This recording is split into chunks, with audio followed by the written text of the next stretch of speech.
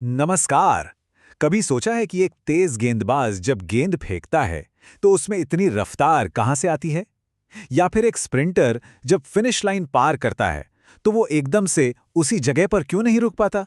इन सभी सवालों का जवाब और खेल की दुनिया के ऐसे कई और राज सर आइजैक न्यूटन के गति के 3 बुनियादी नियमों में छिपे हैं।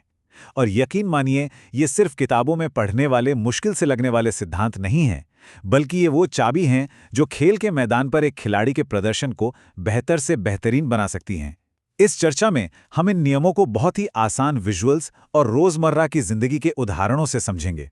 हम ये भी जानेंगे कि कैसे सिर्फ हार्डवर्क नहीं, बल्कि इन नियमों को समझकर स्मार्ट वर्क किया जा सकता है। तो चलिए हमारे साथ गति के इस दिलचस्प विज्ञान की दुनिया में उतरते हैं और इसे परत दर परत समझते हैं। आज की हमारी ये पूरी चर्चा 4 मुख्य हिस्सों में बटी होगी ताकि हम हर चीज को सिलसिलेवार तरीके से समझ सकें। सबसे पहले हम न्यूटन के पहले नियम यानी जड़त्व के नियम को जानेंगे, जिसे लॉ ऑफ इनर्शिया भी कहते हैं। ये नियम बताएगा कि चीजें अपनी जगह से हिलना क्यों नहीं चाहती। इसके बाद हम दूसरे नियम, त्वरण के नियम या लॉ ऑफ एक्सेलरेशन पर बात करेंगे। ये बताएगा कि जब चीजें चलती हैं तो उनकी रफ्तार कैसे बदलती है। फिर आएगा तीसरा और बहुत ही दिलचस्प नियम, क्रिया प्रतिक्रिया का सिद्धांत, जिसे लॉ ऑफ एक्शन रिएक्शन कहते हैं। और अंत में हम इन तीनों नियमों से मिली जानकारी को एक साथ जोड़ेंगे और देखेंगे कि असल में खेलों की दुनिया में स्मार्ट वर्क का मतलब क्या होता है और इसे कैसे लागू किया जा सकता है। तो चलिए अपनी इस यात्रा की शुरुआत करते हैं गति के पहले नियम के साथ, जड़त्व यानी इनर्शिया। इसे समझने के लिए हम इसे ठहराव का सिद्धांत भी कह सकते हैं। जैसा कि नाम से ही जाहिर है, ये नियम हमें उस मूलभूत वजह के बारे में बताता है जिसकी वजह से इस ब्रह्मांड की हर वस्तु अपनी मौजूदा स्थिति में किसी भी तरह के बदलाव का विरोध करती है। ये एक तरह की जिद है जो हर वस्तु में होती है, चाहे वो रुकी हुई हो या चल रही हो। ये वो सिद्धांत है जो बताता है कि चीजें वैसी ही रहना पसंद करती हैं जैसी वो हैं, जब तक कि उन्हें मजबूर न किया जाए। आगे हम इसी मजबूरी यानी बाहरी बल और इस जिद यानी जड़त्व के रिश्ते को गहराई से समझेंगे। चलिए अब इस नियम की औपचारिक परिभाषा को थोड़ा तोड़कर समझते हैं। नियम बहुत साफ साफ कहता है, अगर कोई वस्तु आराम की स्थिति में है यानी स्थिर है तो वो हमेशा स्थिर ही रहेगी। और अगर कोई वस्तु एक सीधी रेखा में एक समान गति से चल रही है तो वो हमेशा उसी गति और उसी दिशा में चलती रहेगी। लेकिन ये दोनों ही बातें सिर्फ तब तक सच हैं जब तक कि उस पर कोई बाहरी असंतुलित बल न लगाया जाए। इसका सीधा सा मतलब है कि चीजें अपने आप न तो चलना शुरू करती हैं और ना ही अपने आप रुकती हैं और ना ही अपनी दिशा बदलती हैं। मेज पर रखी किताब अपने आप नहीं उड़ने लगेगी।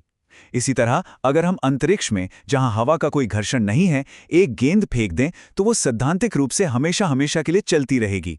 सब कुछ बदलने वाली चीज है वो बाहरी बल। अगर भौतिकी की भाषा थोड़ी मुश्किल लगे तो इसे समझने का एक बहुत ही आसान और मजेदार तरीका है। इसे आलस का नियम मान लीजिए। जी हाँ, बिल्कुल सही सुना। कल्पना कीजिए कि ब्रह्मांड की हर चीज, चाहे वो छोटी हो या बड़ी, थोड़ी आलसी है। वो अपनी मौजूदा स्थिति बदलने में जरा भी दिलचस्पी नहीं रखती। जो चीज रुकी हुई है वो बस रुकी ही रहना चाहती है, और जो चीज चल रही है वो बिना किसी रुकावट के बस चलती ही रहना चाहती है। बदलाव के प्रति इसी प्राकृतिक विरोध को, इसी आलस को भौतिकी की दुनिया में जड़त्व या इनर्शिया कहा जाता है। तो अगली बार जब कोई भारी सोफा खिसकाने पर आसानी से ना हिले तो समझिए कि यह सिर्फ उसका वजन नहीं है, बल्कि ये उसका आलस यानी उसका जबरदस्त जड़त्व है जो आपके बल का विरोध कर रहा है। ये स्लाइड जड़त्व की पूरी प्रक्रिया को एक कहानी की तरह दिखाती है। चलिए इसे एक एक करके समझते हैं। कहानी की शुरुआत होती है पहले कदम से, बाहरी बल की अनुपस्थिति, यानी कोई धक्का या खिंचाव नहीं है, सब कुछ शांत है। जब कोई बाहरी बल नहीं होता तो क्या होता है? हम दूसरे कदम पर पहुंचते हैं, स्थिति में बदलाव का विरोध। वस्तु अपनी आलसी प्रकृति के कारण कहती है, मैं जैसी हूं वैसी ही रहूंगी, चाहे वो रुकी हो या चल रही हो, वो कोई भी बदलाव नहीं चाहती। और इस विरोध का सीधा नतीजा क्या होता है? हम अंतिम चरण पर पहुंचते हैं, जड़त्व बना रहता है, वस्तु अपनी स्थिति को सफलतापूर्वक बनाए रखती है। तो जैसा कि हम देख सकते हैं, जड़त्व कोई रहस्यमयी शक्ति नहीं है, बल्कि यह बस बाहरी बल की गैर मौजूदगी का एक स्वाभाविक और सीधा परिणाम है। भौतिकी की सबसे खूबसूरत बात यह है कि वो बड़े बड़े सिद्धांतों को छोटे और सटीक सूत्रों में समेट देती है। पहले नियम का भी एक ऐसा ही सरल सूत्र है, F बराबर 0 का मतलब है डेल्टा V बराबर 0। चलिए इसे खोलकर समझते हैं। यहाँ F का मतलब है वस्तु पर लगने वाला कुल बाहरी बल, जिसे नेट फोर्स कहते हैं, और डेल्टा V, जिसे डेल्टा V कहते हैं, उसका मतलब है वेग में परिवर्तन यानी स्पीड या दिशा में बदलाव। तो ये छोटा सा समीकरण एक बहुत बड़ी बात कहता है। अगर किसी वस्तु पर लगने वाला कुल बाहरी बल 0 है तो उसके वेग में होने वाला परिवर्तन भी 0 होगा। दूसरे शब्दों में, अगर कोई धक्का या खिंचाव नहीं है तो न तो उसकी रफ्तार बदलेगी और न ही उसकी दिशा। जो रुका है वो रुका रहेगा, जो चल रहा है वो वैसे ही चलता रहेगा। ये सूत्र बस 2 अक्षरों में पूरे पहले नियम का सार बता देता है। अब एक बहुत महत्वपूर्ण सवाल पर आते हैं। क्या हर चीज का आलस या जड़त्व एक जैसा होता है? जवाब है नहीं। और इसका सीधा संबंध वस्तु के द्रव्यमान यानी मास से है। नियम बहुत सरल है। जिस वस्तु का द्रव्यमान जितना ज्यादा होगा उसका जड़त्व भी उतना ही ज्यादा होगा। इसे ऐसे समझिए, एक भारी भरकम पत्थर एक हल्की सी टेनिस बॉल की तुलना में कहीं ज्यादा आलसी होता है। उस पत्थर को उसकी आराम की अवस्था से हिलाने के लिए या अगर वो लुढ़क रहा है तो उसे रोकने के लिए बहुत ज्यादा बल की जरूरत पड़ेगी। वहीं दूसरी तरफ एक टेनिस बॉल को चलाना या रोकना बहुत आसान है, क्योंकि उसका द्रव्यमान कम है, इसलिए उसका जड़त्व भी कम है। तो किसी वस्तु का द्रव्यमान ही इस बात का माप है कि वो अपनी गति में होने वाले बदलाव का कितना ज्यादा विरोध करेगी। जड़त्व कोई किताबी कॉन्सेप्ट नहीं है। ये एक ऐसा अनुभव है जो हम सब ने अपनी रोजमर्रा की जिंदगी में महसूस किया है। इसका सबसे अच्छा उदाहरण है बस में सफर करना। कल्पना कीजिए, हम एक रुकी हुई बस में खड़े हैं। जैसे ही बस अचानक आगे की तरफ चलती है, क्या होता है? हमारे पैर, जो बस के फर्श के सीधे संपर्क में हैं, वो तो बस के साथ तुरंत आगे बढ़ जाते हैं, लेकिन हमारे शरीर का ऊपरी हिस्सा, कमर से ऊपर का भाग, जड़त्व के कारण अपनी उसी आराम वाली स्थिति में बने रहना चाहता है। वो बदलाव का विरोध करता है। इसका नतीजा ये होता है कि हमारा निचला शरीर आगे निकल जाता है और ऊपरी शरीर पीछे ही रह जाता है, जिससे हमें पीछे की ओर एक जोरदार झटका महसूस होता है। ये न्यूटन के पहले नियम का एक जीता जागता सबूत है, जो हर रोज हमारे साथ होता है। चलिए अब इस सिद्धांत को खेल के मैदान पर देखते हैं, जहां यह बहुत ही स्पष्ट रूप से नजर आता है। सबसे पहले बात करते हैं स्प्रिंटिंग की। ये गति के जड़त्व का एक शानदार उदाहरण है। जब एक धावक पूरी रफ्तार से दौड़ रहा होता है और फिनिश लाइन पार करता है, तो वो चाहकर भी तुरंत नहीं रुक सकता। उसका शरीर, जिसमें बहुत ज्यादा गति है, वो गति में ही रहना चाहता है। उसे रुकने के लिए अपने शरीर की मांसपेशियों से और जमीन के घर्षण से एक बाहरी बल लगाना पड़ता है। अब दूसरा उदाहरण देखते हैं, मैदान पर रखी एक फुटबॉल का। ये विराम के जड़त्व का एक सटीक उदाहरण है। वो गेंद तब तक अपनी जगह से 1 इंच भी नहीं हिलेगी जब तक कोई खिलाड़ी आकर उस पर एक बाहरी बल यानी एक किक न लगाए। दोनों ही स्थितियों में, एक में गति को बनाए रखने और दूसरे में स्थिरता को बनाए रखने में जड़त्व एक केंद्रीय भूमिका निभा रहा है। जड़त्व के बारे में एक बहुत आम गलतफहमी है जो कई लोगों को होती है। लोग अक्सर सोचते हैं कि जड़त्व सिर्फ भारी भरकम चीज़ों जैसे कि ट्रक या पत्थर में ही होता है, लेकिन सच्चाई ये नहीं है। सच तो ये है कि इस ब्रह्मांड में हर उस चीज़ में जड़त्व होता है जिसमें द्रव्यमान है, चाहे वो एक धूल का छोटा सा कण हो या एक विशाल ग्रह। फर्क सिर्फ मात्रा का होता है, मौजूदगी का नहीं। एक टेबल टेनिस की गेंद को देखिए, उसका द्रव्यमान बहुत कम है, इसलिए उसका जड़त्व भी बहुत कम है और उसे हिलाना या रोकना बहुत आसान है। अब इसकी तुलना एक भारी मेडिसिन बॉल से कीजिए। उसका द्रव्यमान बहुत ज़्यादा है, इसलिए उसका जड़त्व भी बहुत ज़्यादा है और उसकी स्थिति को बदलने के लिए काफ़ी ज़्यादा बल की ज़रूरत होती है। तो सवाल ये नहीं है कि किसी चीज़ में जड़त्व है या नहीं, सवाल हमेशा ये होता है कि उसमें जड़त्व कितना है। तो एक कोच या एक एथलीट के लिए इस नियम का व्यावहारिक मतलब क्या है?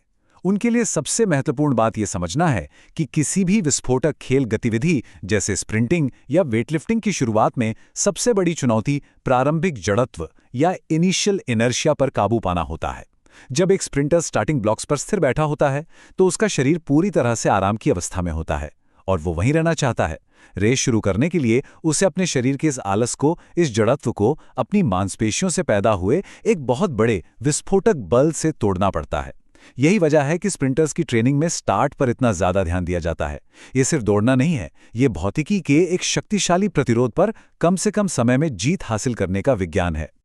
चलिए अब आगे बढ़ते हैं और न्यूटन के दूसरे नियम पर आते हैं, त्वरण यानी एक्सेलरेशन। इसे हम परिवर्तन का सिद्धांत भी कह सकते हैं। अगर पहला नियम हमें यह बताता है कि बाहरी बल न होने पर चीजें क्यों नहीं बदलती, तो दूसरा नियम ठीक उसका उल्टा बताता है। ये नियम हमें समझाता है कि जब किसी वस्तु पर बल लगाया जाता है तो उसमें बदलाव कैसे होता है। ये नियम गति के विज्ञान का दिल है, क्योंकि ये हमें 3 बहुत ही महत्वपूर्ण चीज़ों बल, द्रव्यमान और त्वरण के बीच का एक सटीक और गणितीय रिश्ता बताता है। ये वो नियम है जो हमें बताता है कि चीज़ों की रफ्तार कैसे बढ़ती है, कैसे घटती है और वे अपनी दिशा कैसे बदलती हैं। तो आइए इस परिवर्तन के सिद्धांत को और गहराई से जानते हैं। अब जरा दूसरे नियम की औपचारिक परिभाषा पर गौर करते हैं। परिभाषा में एक शब्द इस्तेमाल हुआ है संवेग, जिसे अंग्रेजी में मोमेंटम कहते हैं। संवेग का मतलब है गति में द्रव्यमान, यानी किसी वस्तु के द्रव्यमान और उसके वेग का गुणनफल। तो ये परिभाषा कहती है कि किसी वस्तु के संवेग में बदलाव की जो दर है, यानी उसकी गति कितनी तेजी से बदल रही है, वो उस पर लगाए गए बल के सीधे सीधे आनुपातिक होती है। आसान शब्दों में कहें तो जितना ज्यादा जोर से बल लगाया जाएगा, उतनी ही तेजी से वस्तु की गति बदलेगी। अगर आप हल्का धक्का देंगे तो गति धीरे धीरे बदलेगी, अगर आप जोर से धक्का देंगे तो गति बहुत तेजी से बदलेगी। और दूसरी महत्वपूर्ण बात यह है कि यह बदलाव हमेशा उसी दिशा में होगा जिस दिशा में बल लगाया गया है। अगर वो औपचारिक परिभाषा थोड़ी जटिल लग रही हो, तो चलिए उसे 2 बहुत ही सरल विचारों में तोड़ लेते हैं। पहला विचार, किसी चीज को जितनी जोर से धक्का देंगे वो उतनी ही तेजी से जाएगी। ये बल और त्वरण के बीच का सीधा संबंध है। ज्यादा बल मतलब ज्यादा त्वरण, कम बल मतलब कम त्वरण। अब दूसरा विचार, लेकिन अगर वस्तु भारी है तो उसे तेजी से चलाने के लिए और भी अधिक बल की जरूरत होगी। ये कहानी में द्रव्यमान की भूमिका को ले आता है। ये बताता है कि वही त्वरण पाने के लिए एक भारी वस्तु को एक हल्की वस्तु की तुलना में ज्यादा बल की आवश्यकता होती है। ये 2 सरल लाइनें ही न्यूटन के दूसरे नियम के तीनों मुख्य घटकों बल, द्रव्यमान और त्वरण के आपसी रिश्ते को पूरी तरह से समझा देती हैं। ये स्लाइड हमें दिखाती है कि खेल के मैदान पर त्वरण कैसे पैदा होता है। ये एक सीधी साधी प्रक्रिया है जिसके 3 कदम हैं। सब कुछ शुरू होता है पहले कदम से, मांसपेशी बल लगाया गया। एक एथलीट जैसे कि एक शॉट पुटर अपने शरीर की पूरी ताकत लगाकर एक बल पैदा करता है। जब ये बल वस्तु पर यानी शॉट पर लगता है तो हम दूसरे कदम पर पहुंचते हैं, वस्तु की गति में परिवर्तन। जो शॉट पहले स्थिर था अब वो तेजी से आगे बढ़ने लगता है। उसकी गति 0 से बढ़कर एक उच्च मान तक पहुंच जाती है। गति में हुआ यही परिवर्तन हमें सीधे अंतिम परिणाम तक ले जाता है, जो है तीसरा कदम, त्वरण उत्पन्न होता है। तो खेल की दुनिया में हर थ्रो, हर किक, हर जंप के पीछे यही प्रक्रिया काम कर रही होती है। बल लगता है, गति बदलती है और त्वरण पैदा होता है। और अब हम भौतिकी के शायद सबसे प्रसिद्ध और सबसे शक्तिशाली समीकरण पर आ गए हैं, F = ma। यह समीकरण न्यूटन के दूसरे नियम का गणितीय दिल है। आइए इसके हर हिस्से को समझते हैं। यहाँ F का मतलब है फोर्स, यानी लगाया गया बल। M का मतलब है मास, यानी वस्तु का द्रव्यमान, और A का मतलब है एक्सेलरेशन, यानी त्वरण या गति में बदलाव की दर। ये समीकरण हमें एक जादुई रिश्ता दिखाता है। ये बताता है कि अगर हमें किसी वस्तु का त्वरण A बढ़ाना है तो हमारे पास 2 रास्ते हैं। या तो हम उस पर लगाया गया बल F बढ़ा दें, या फिर हम उस वस्तु का द्रव्यमान N कम कर दें। ये छोटा सा सूत्र कोचों और वैज्ञानिकों को किसी भी एथलीट के प्रदर्शन का विश्लेषण करने और उसे बेहतर बनाने के लिए एक सटीक और शक्तिशाली उपकरण देता है। इस नियम को समझने के लिए शॉपिंग कार्ट से बेहतर कोई उदाहरण नहीं हो सकता। सोचिए, हम सुपरमार्केट में हैं। एक खाली शॉपिंग कार्ट को धकेलना कितना आसान होता है ना? ऐसा इसलिए क्योंकि उसका द्रव्यमान m बहुत कम है, इसलिए उसे एक निश्चित त्वरण a देने के लिए बहुत कम बल F की जरूरत पड़ती है। अब कल्पना कीजिए कि हमने उसी कार्ट को भारी भरकम ईंटों से भर दिया है। अब क्या होगा? अब उसका द्रव्यमान m बहुत ज्यादा हो गया है। अगर हम उसे पहले जितना ही त्वरण देना चाहते हैं तो F = m × a के समीकरण के अनुसार हमें अब बहुत बहुत ज्यादा बल F लगाना होगा। ये रोजमर्रा की जिंदगी का एक सीधा सा अनुभव है जो हमें हर बार न्यूटन के दूसरे नियम की सच्चाई दिखाता है। ये नियम खेल के मैदान पर हर पल, हर गतिविधि में शानदार ढंग से लागू होता है। शॉटपुट के खेल को देखिए। शॉटपुट में इस्तेमाल होने वाले गोले का द्रव्यमान m बहुत ज्यादा होता है। उसे ज्यादा से ज्यादा दूरी तक फेंकने के लिए उसे अधिकतम त्वरण a देना जरूरी है। और F = ma के अनुसार इतने भारी द्रव्यमान को अधिकतम त्वरण देने के लिए एथलीट को अपनी मांसपेशियों से एक विशाल विस्फोटक बल F पैदा करना पड़ता है। इसीलिए शॉटपुटर्स अपनी ताकत और विस्फोटक शक्ति बढ़ाने पर इतनी मेहनत करते हैं।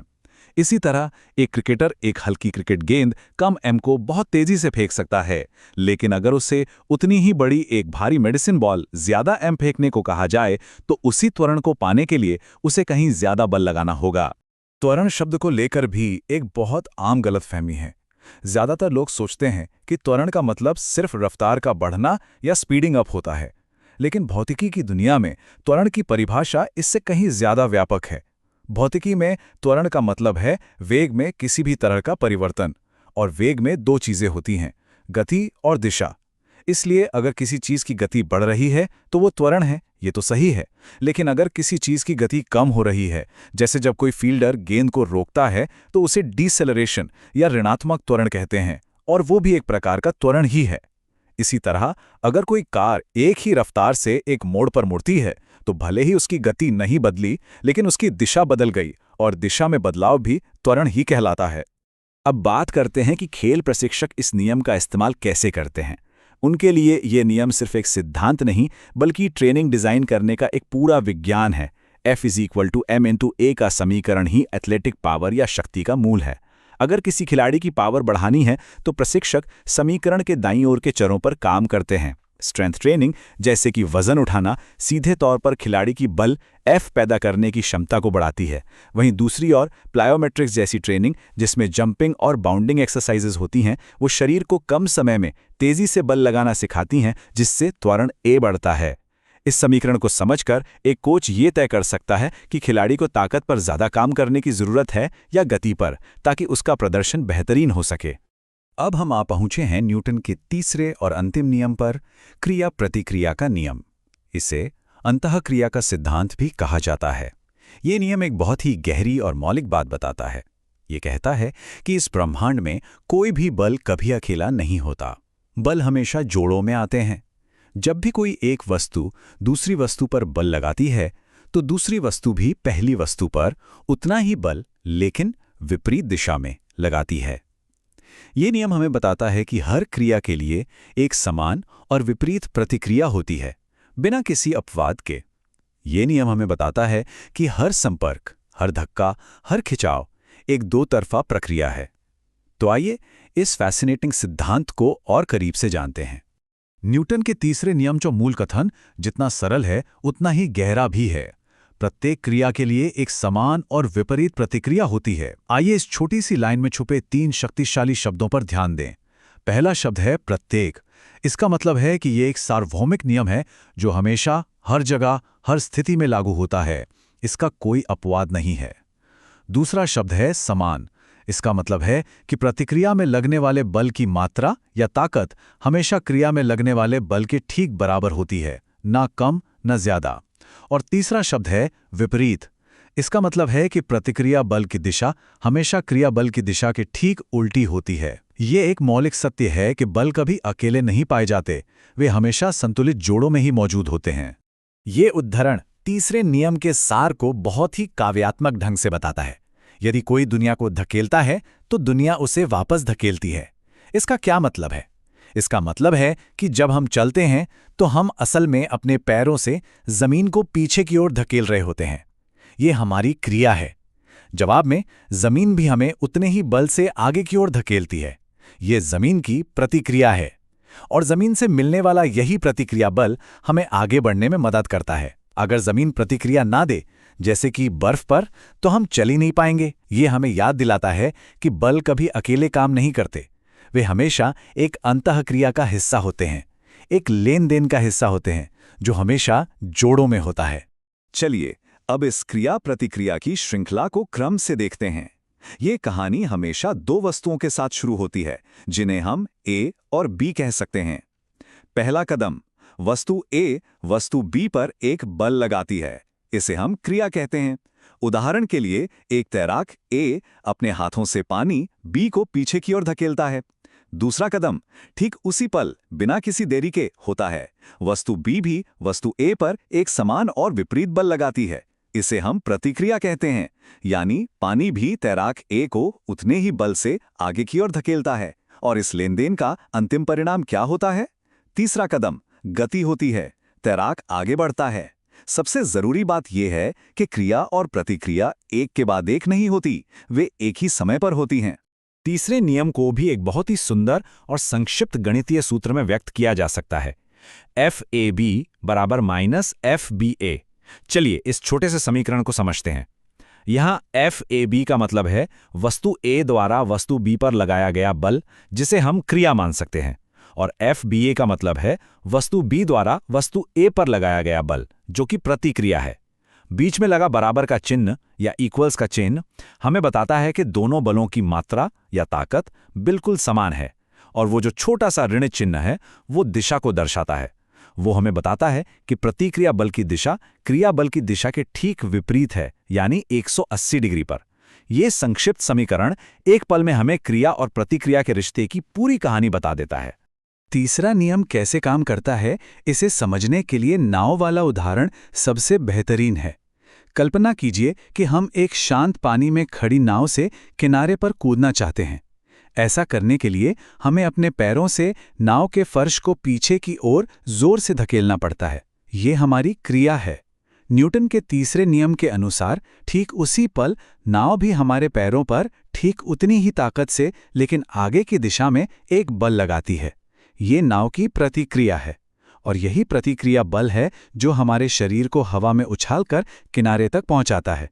अगर हम इस प्रक्रिया पर ध्यान दें तो हम देखेंगे कि व्यक्ति आगे बढ़ता है और नाव थोड़ा पीछे हट जाती है। यह क्रिया और प्रतिक्रिया का एक आदर्श प्रदर्शन है। खेल की दुनिया तो इस नियम के उदाहरणों से भरी पड़ी है। हर खेल में एथलीट गति पैदा करने के लिए इस नियम का फायदा उठाते हैं। स्प्रिंट स्टार्ट को देखिए। एथलीट स्टार्टिंग ब्लॉक्स को अपने पैरों से पीछे की ओर पूरी ताकत से धकेलता है, ये क्रिया है, और जवाब में ब्लॉक्स एथलीट को आगे की ओर फेंकते हैं, ये प्रतिक्रिया है। तैराकी में तैराक अपने हाथों और पैरों से पानी को पीछे धक्का देता है, क्रिया, और पानी तैराक के शरीर को आगे बढ़ाता है, प्रतिक्रिया। बास्केटबॉल में जब खिलाड़ी जंप करता है, वो जमीन को नीचे की ओर जोर से दबाता है, क्रिया, और जमीन उसे ऊपर हवा में उछालती है, प्रतिक्रिया। हर मामले में एथलीट किसी और चीज पर बल लगाकर उसकी प्रतिक्रिया से अपनी गति प्राप्त करता है। यहाँ एक बहुत ही तार्किक सवाल उठता है जो अक्सर लोगों को भ्रमित करता है। अगर क्रिया और प्रतिक्रिया बल मात्रा में बराबर और दिशा में विपरीत हैं, तो वे एक दूसरे को रद्द क्यों नहीं कर देते और सब कुछ स्थिर क्यों नहीं रहता?